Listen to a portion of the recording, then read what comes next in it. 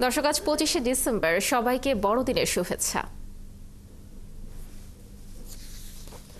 আজ শুভ বড়দিন, খ্রিস্ট ধর্মের প্রবর্তক যিশু খ্রিস্টের জন্মদিন। এ উপলক্ষে সকাল থেকেই রাজধানীর চার্চগুলোতে শুরু হয় প্রার্থনা। যথাযথ ধর্মীয় ভাব গাম্ভীর্যের মধ্য দিয়ে রাজধানীর তেজগাঁওয়ে জপমালা রানীর গির্জায় সকাল 6:30 থেকে শুরু হয় বড়দিনের বিশেষ প্রার্থনা খ্রিস্টযোগ। পরে আরও দুটি প্রার্থনা অনুষ্ঠান হয়। খ্রিস্টের আত্মত্যাগের প্রতীকস্বরূপ এই খ্রিস্টযোগ পালন করা হয়। এ অনুষ্ঠানের শুরুতে ক্ষমা চাওয়া হয়, পরে বাইবেল থেকে বাণী শ্রবণ এবং এরপর ফাদার শাস্ত্রের ব্যাখ্যা দেন। করা হয় যজ্ঞ নিবেদন অনুষ্ঠান, হয় প্রার্থনা সঙ্গীত। প্রভু যিশুর অনুগ্রহের পাশাপাশি পরিবার, স্বজন, দেশ ও বিশ্ববাসীর কল্যাণ কামনা করেন তারা। এদিকে দিনটিকে ঘিরে বর্ণিল সাজে গির্জায় আসেন খ্রিস্ট ধর্মাবলম্বীরা, একে অপরের সঙ্গে করেন শুভেচ্ছা বিনিময়।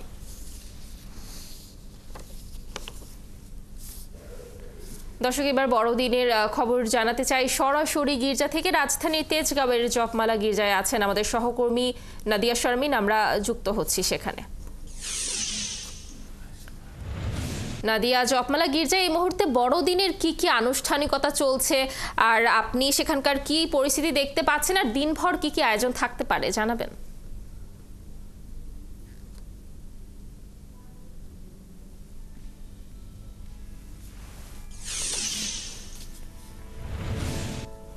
মূলত প্রার্থনা সকাল 6:30 থেকে শুরু হয়েছিল।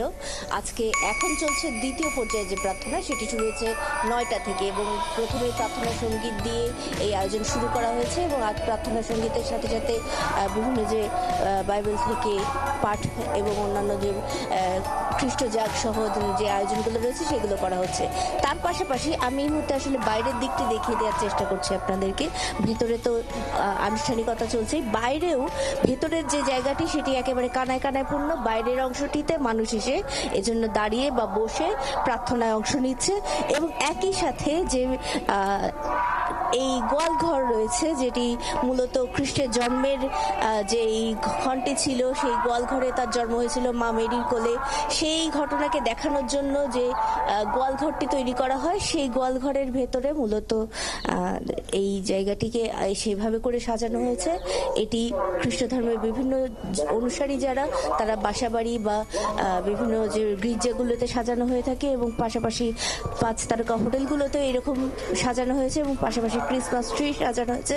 তো এখানে সেই আয়োজনগুলো রয়েছে। সেখানে অনেকে এসেছেন, নানান বয়সের মানুষ, এমনকি যারা নবজাতক, একেবারে 1 মাস বা 2 মাস জন্ম নিয়েছে, সেরকম নবজাতককেও আমরা এখানে দেখেছি আনা হয়েছে। এনে নিয়ে যে প্রার্থনা যীশু খ্রিস্টের কাছে তার উন্নত সমৃদ্ধ জীবন এবং সুন্দর জীবন, শান্তিময় জীবন কামনা করা হচ্ছে বলে আমাদেরকে তার অভিভাবকরা জানিয়েছে। এবং তার পাশাপাশি কিন্তু এখানে সাধারণ মানুষ অনেকেই রয়েছে, যাদের বিভিন্ন জনের বিভিন্ন রকম চাওয়া, বিভিন্ন রকম প্রার্থনা। আমরা যদি একটু শুনে আসি, কি ধরনের প্রার্থনা আপনার? Merry Christmas and happy new year. কি প্রার্থনা করছেন? দেশের কি করছেন? সবাই যেন আজকের দিনটা একদম সুখে শান্তিতে কাটাতে পারে, এই প্রার্থনাই। এর পাশাপাশি একটু আমরা ছোটদের কাছ থেকে শুনে আসি, আসলে আজকের দিনটিতে কি কি করবে? সবাই ফ্যামিলির সাথে আজকের দিনটা কাটাবে, বিভিন্ন জায়গায় ঘুরতে যাবে, আর দেশের জন্য প্রার্থনা করবে, ফ্যামিলি মেম্বারদের জন্য প্রার্থনা করবে, এটাই। আর আরেকজনের সাথে যদি আমরা একটু কথা বলে আসতে পারি, এর মাঝে যারা আছেন, একজন অভিভাবক এসেছেন, বাবা, তিনি তার ছোট্ট শিশুটিকে নিয়ে এসেছেন। একটু যদি জেনে নেই যে আসলে এই বাচ্চাটিকে আনার কারণটা কি।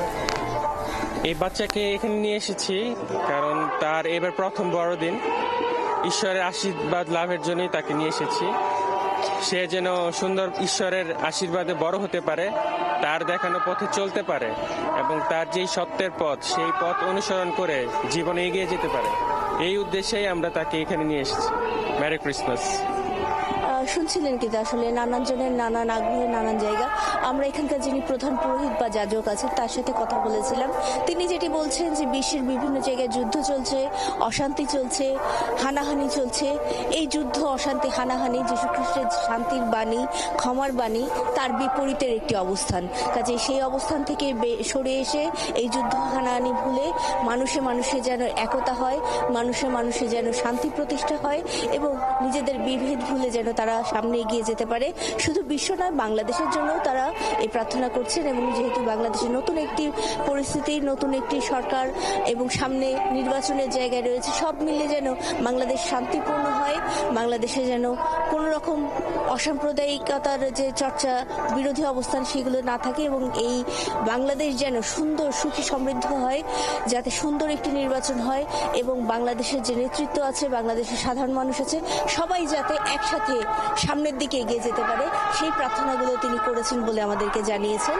এবং সেই প্রার্থনাগুলো বারবার তার কথাগুলোতে উঠে আসছে, সাথে বাইবেলের বাণী, শান্তির বাণীগুলো তার প্রার্থনাতে বারবার এসেছে। এখনও যে প্রার্থনা হচ্ছে তারও মধ্যে মধ্যে দফায় দফায় তিনি যে খ্রিস্টজাগের মধ্য দিয়ে যে প্রার্থনাগুলো করছেন, যে বাণীগুলো দিচ্ছেন, তার মধ্যে সেই শান্তিটি বারবার করে উঠে আসছে। আমরা যদি আরো কয়েকজনের সাথে একটু কথা বলে আসি, একটু যদি আমরা আসি, আসলে আজকের দিনে আপনার প্রার্থনাটি কি? সর্বপ্রথম সবাইকে শুভ বড়দিনের শুভেচ্ছা জানাই। আমরা যে আজকে এখানে এসেছি বড়দিনের অনুষ্ঠান পালন করার জন্য, তাই ঈশ্বরের কাছে প্রার্থনা রাখবো যেন সবাই আমরা একত্রে এরকম সুন্দরভাবে যেন সারাটি জীবন কাটাইতে পারি। এই আপনাদের বড়দিনের শুভেচ্ছা রইল। ধন্যবাদ।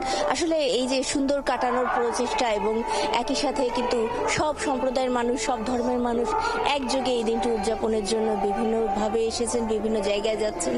শুধু এখানে নয়, এই জায়গার পাশাপাশি কিন্তু বিভিন্ন চার্চ। নাদিয়া, ধন্যবাদ আপনাকে আমাদের সাথে যুক্ত থাকার জন্য। দর্শক, রাজধানীর তেজগাঁওয়ের জপমালা গির্জায় বড়দিনের বিশেষ আয়োজন চলছে, সেখান থেকে সবশেষ তথ্য জানাচ্ছিলেন আমাদের সহকর্মী।